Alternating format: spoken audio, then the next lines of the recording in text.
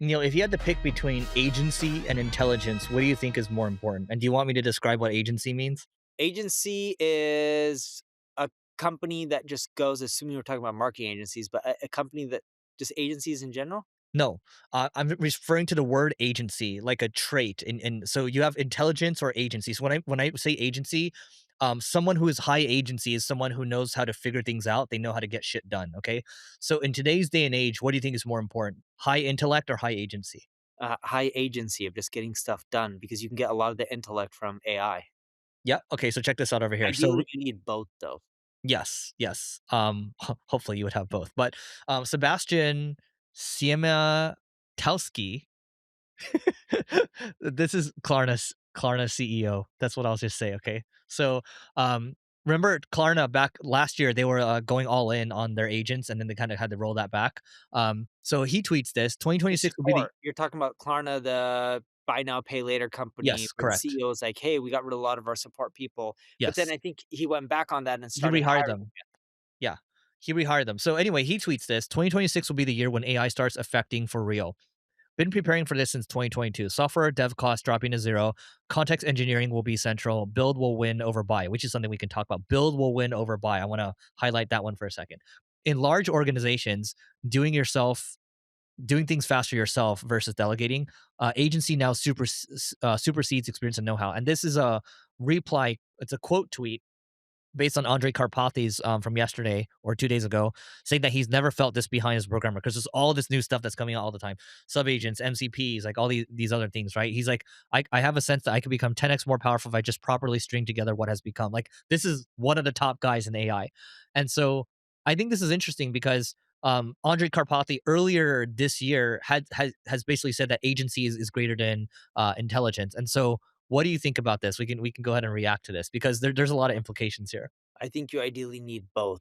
I don't think it's one or the other. I think, forget 2026 if you wanna go forward a few more years. If you don't have both, I think you're screwed. I think you're already screwed right now. Like, if you look at the top people who get paid the most, they'll have both. Yeah. We talked about this a few days ago, but when I was talking to co-founder Sean, he's like, "Yeah, well, I basically generated close to a billion tokens. I'm not saying that's a good proxy. He's also written 10x more lines of code than he has usually, and I think now when I use AI Studio or when I use all these things, we're just able to do a lot more with less. And this is an interesting comment over here. This guy Klaas tweets this. He says, wouldn't this also essentially mean the end of large organizations? So he's like, and then Sebastian responds. He says, yes, it very well might. Two trends will meet: large org CEO doing founder AI mode, small companies growing insanely fast. They meet up in the middle, and we're already seeing this very quickly. There's a lot of companies getting to 20 million ARR in like 3 to 6 months or so, hundreds of millions in ARR in 1 to 2 years, and I I think it's tough if you're like if you're incumbent, if you're a very large like an agency holding company, like what do you do in that situation? I think the biggest thing you can do right now if you're listening to this and you're 18, 20 years old or whatever it is exactly, is you go out and you experiment with these things. This goes back to what I was saying. Like if you say you don't have time to learn this, even spending 10 to 20% of your time or your working hours learning this stuff, it's crazy to me to not know this. And you're gonna have such an advantage over other people who have been in the workforce for a very long time who don't want to adapt and think they can get away with this. The reality is they can't because again, my conversation with the CEO of Zapier, he's like, yeah, we do hackathons every 3 to 4 months or so. Initially they shut the company off or down for a week, and they just focus on getting everyone's AI adoption up. And this is a baseline requirement now. And so agencies number one. I think this other comment over here, Neil, is interesting. He's saying build will win over buy. What do you think about that? I think it depends on the context, and when I say context, um, a lot of times people buy companies because of their attention and audience, not because of the product or the service. A lot of it's the brand and the recognition they've built up over years, which is hard to replace from just building. Again, I always think there's context, right? In some cases, yes, some cases, no. I think for a lot of stuff, like we bought a writing company, I don't know Oh when, yeah, let's call it a month ago. yeah, We did it because it'll take our dev time down by more than half. I think they actually said, "We'll end up getting out a MVP version." We bought it, I think, sometime December. We'll get it out by the end of January. Let's call it, give my team another week or 2 in case it delays. But if we didn't do that, it would have taken us a few more months on top of that. And then the money we spent was cheaper than the extra time it would have cost to pay engineers. This is the beautiful thing. Like, I think your team, and maybe you're not in the details on this, but we're not even going to be saying the word MVP anymore. It's just going to be like, hey, just get a prototype out. And a prototype now is just like a vibe coded thing that's designed well, or you're using something like Alloy.app and it takes your screened, you take a screenshot of something that you like. Neil, we used to do this all the time. We'll screenshot things that we like and say, hey, you go to your dev team, like, can you do this? Or your designers, can you just do this? Now it's just like, you just Yeah. take the screenshot, drag it over to Alloy and say, hey, just fold it into my app. And boom, you have a screenshot and then you just move a lot faster. That's where we're going, guys. Things are just going to move a lot faster. Yes. And I think that's really a big key in winning. Like, whether it's entrepreneurship or marketing, really speed and execution matter so much. People stress about perfection. Perfection is overrated. I'm a big believer in executing and being directionally correct. You don't have to be correct all the time, just be directionally correct and just keep firing in that direction. Just keep pushing hard and go through as many walls as you need. That's how I tend to operate as a founder. That's not necessarily the most efficient way, but it's worked for me. I actually think that's the only way because there's a book that I have behind me here called Why Greatness Cannot Be Planned. And when you think about this is going into human psychology or human evolution over time, right? So we started out as a single cell of bacteria and we became what we are now. But who knew this was going to happen? Or someone that invented electricity, who knew that it would power all these things that we use today, right? And so all that to say is if you want to build something that's great for yourself, you just need to take one step forward every single day. Imagine yourself, you're in a marsh, okay? And you only have one stepping stone in front of you. You're going to take one step forward. Sometimes you have to take two steps back. And that's all it is. There's like everything in front of you is fog. You just don't know what's going to happen. So all that to say is high agency, high speed. And by the way, high agency people have high speed anyway, right? Um, Yeah. so all right, so I wanted to take a moment to tell you about my podcast co-host Neil's agency called NP Digital, and they work with a whole host of global companies or a global organization. Also, Neil has SEO tools such as Ubersuggest and Answer to Public. All you have to do is go to npdigital.com to learn more, and we'll see you on the other side. Here, let's come over to this real quick. This is similar web traffic, and we see okay a month ago ChatGPT. Okay, let me go back a year. 12 months ago, ChatGPT was 87% of Gen AI website traffic share. Gemini was 5.4%. You fast forward to December 5th, ChatGPT is 68%, Gemini is 18.2%. And you know what's interesting, Neil? Last week we talked about how you said that your nephews and maybe the young kids, they're all using Gemini. So I actually tweeted this out, and it's actually a mixed bag. Some kids are using Perplexity, some kids are using ChatGPT, a lot are using Gemini. It's kind of a mixed bag right now. And the reason they say ChatGPT is for old people, it is because old people like us keep talking about it all the time. No, but I've talked to enough young people after that, and I still say the majority end up using Google products. And the reason being is not because it's better or worse, it's because it's free and they don't have credit cards to spend. You can't go to your parents and be like, I want to cheat on my schoolwork. Can you pay for an upgraded version of ChatGPT? It doesn't work. Yeah, I mean, 68% though, to drop from 87.2% to 68% is pretty significant. I think, and here's what people aren't taking into account. Google, through their AI, drives a lot more than that in traffic. A lot of it's through AI overviews, which I consider AI, right? But that's not included in this. Here's a fun one. So I bet you if you included AI overviews, Google would be driving more traffic than ChatGPT. I think that's kind of cheating though. It's like when WhatsApp or was saying or Meta was saying, "Oh, we have so much usage," and but it's like that cheap little like search bar. My favorite is on Meta. We crossed 100 million users on Threads so fast. I think they beat everyone in a record speed because they just, but who the heck uses Threads?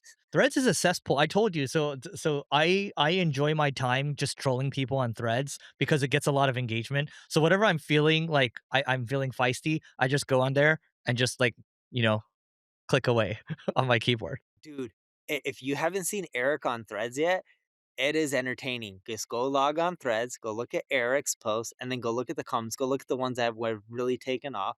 They're really polarizing viewpoints. I don't think they're too extreme or anything like that, but the comments, like just some of the people, you could just tell. where people stand politically on Threads is very, very clear. It's Yeah, also pretty clear on X as well. They're both yeah. very Well, opposite. here's what I'll say about these 2 platforms, right? And not to be political or anything. It's, Threads vilify success, and I'm just like, all the time you spend vilifying success, you could spend time making yourself better. When I use my X is more finely tuned, and so I'm constantly learning. There's AI stuff I see popping out, the latest research, all these papers, right? I'm dumping into Notebook LM. It's very productive for me, and so I'm almost trying to be like the old uncle on Threads, and just trying to educate people and turn people around to, hey, spend time investing in yourself. Don't spend time pointing. But I'm very sassy about the way I do it, and so I'll just leave it at that. So Neil, speaking of X over here, what do you think about this? So Elon Musk says this, okay? Double digit growth, okay, we're talking about GDP growth, is coming within 12 to 18 months. If applied intelligence is proxy for economic growth, which it should be, triple digit is possible in 5 years. I think you see this from Rounders, Matt Damon going all in. I do believe that the economy is ripe for a bull run. Look at this, Mark Andreessen. It's not even time to build anymore, Neil. It's time to grow. And then after hearing Scott Besson, I can't help but feel bullish. But the thing is, when everyone's feeling bullish, maybe that's a time for a correction.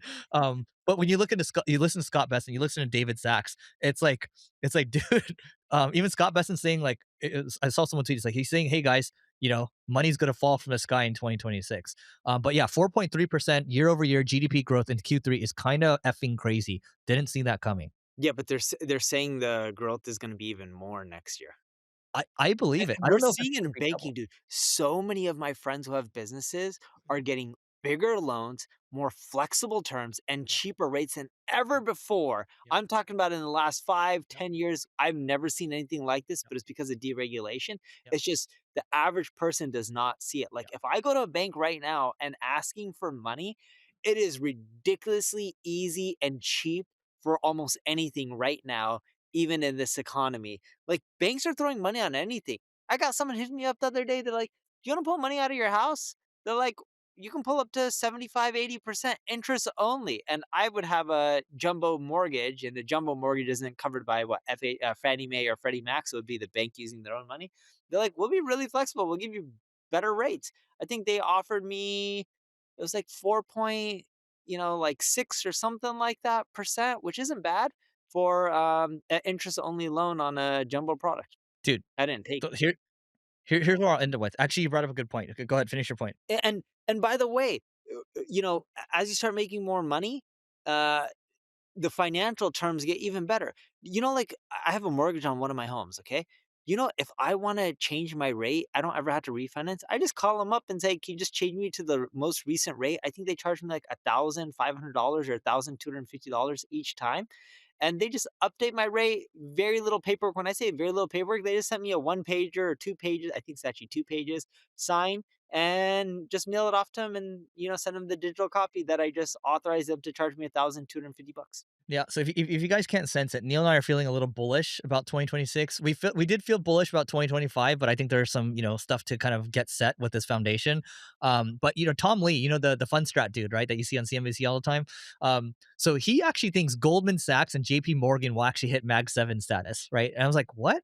So his reasoning is basically on the transformative impact of AI and blockchain. You're going to see a lot more stablecoin use. You're talking about credit terms loosening up, interest rates are going down. Scott Besson was saying there's going to be a lot more loans, which is what you just mentioned. The impact of AI as well. They're probably going to, they're going to become a lot more profitable, a lot more efficient, and all the money that they have, all the lending that they're going to be doing. And so he's just, I think he's just saying that you want to take a look at Goldman and JP Morgan. So not financial advice, but I think it was an interesting thesis. It is, and when you look at the lending side, which really helps make the economy go round and round, I'm getting a lot of banks hitting me up, and I have been for like 6, 7 months now, being like, "Hey, do any of your friends need loans?" Like, no joke. Banks are asking me for introductions because they're like, "Our bank's pretty flexible. They have a really strong appetite to lend more money right now." And like, I've been meeting up. I did lunch with JP Morgan at the Mayborn here in Is Beverly that why Hills. you're I wearing took your them out watch to today? the what? Is that why you're wearing the watch today? No, I usually wear a watch when I go out of the house. Oh, you do. Almost always. It's when I go downstairs, I consider that part of the house, so I don't wear a watch usually. But if I'm wearing a watch, that means I went out of the house. JP Morgan, Truist took me out as well. And there's been a few other banks that I've talked to. Key Bank, Zion's Bank has been hitting us up looking for more loans and people. But like I'm telling you, the number of companies these guys are all looking to fund, they can't find enough of it right now. And they're all telling me the same thing. Our management is telling us, hey, go find more loans. We will loan right now. They're trying to be super aggressive on rates and everything. Yeah. Knock on wood. Here's the last thing I'll read. I got this from Grok as we were talking here. So um, Lee highlights how these technologies will dramatically reduce quote unquote employee intensity in financial services, allowing firms like Goldman to operate with fewer human resources per dollar of revenue. This efficiency gain is expected to drive substantial margin expansion without necessarily requiring top line growth as AI automates back office tasks, risk management, and operations, while blockchain streamlines settlements, tokenizes assets, and enhances payment systems. As a result, banks could shift from being valued as traditional lenders with lower multiples to high growth software driven platforms, leading to a 2 to 3x re rating of valuations and trading more like hyper efficient tech companies. We'll see. I can see that happening. I hope so. Yeah. Time will tell. All right, guys. That is it for today. Please don't forget to rate, review, subscribe.